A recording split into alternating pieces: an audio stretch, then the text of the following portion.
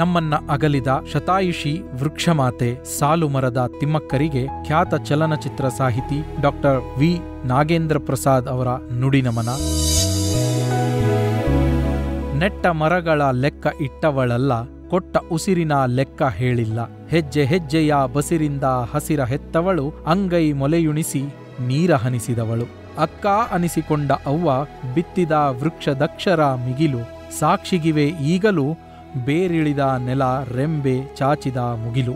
ಈ ಅಕ್ಕ ಕಲಿಸಿದ ಪಾಠ ದೊಡ್ಡದು.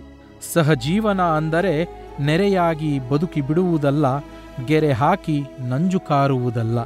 ಮರೆಯಾದರೂ ಧರೆಗೂ ನೆನಪಿರುವಂತೆ ಮರವಾಗಿ ನೆರಳಾಗಿ ಇದ್ದು ಹೋಗುವುದು. ಹೋಗಿ ಬಾರಕ್ಕ, ನೀ ಮುಟ್ಟಿದ ಸಹಸ್ರ ಸಹಸ್ರ ಬೇರುಗಳ ಕಣ್ಣೀರು ನಮಗೆ ಕಾಣುವುದಿಲ್ಲ. ಸೂರು ಸಿಕ್ಕ ಆ ಕೃತಜ್ಞ ಹಕ್ಕಿಗಳು ಅತ್ತರೂ ಗೊತ್ತಾಗುವುದಿಲ್ಲ. ನಾವು ಮನುಷ್ಯ ಮಾತ್ರರು, ನಿನ್ನಂತಾಗದ ಕೇವಲ ಮನುಷ್ಯರು.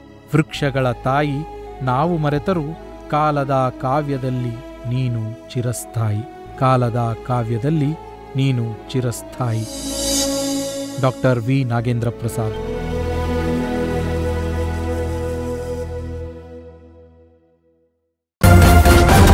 ನ್ಯೂಸ್ ಫಸ್ಟ್, ನಿರ್ಭೀತಿಯಿಂದ ನಿಮ್ಮ ಪರವಾಗಿ.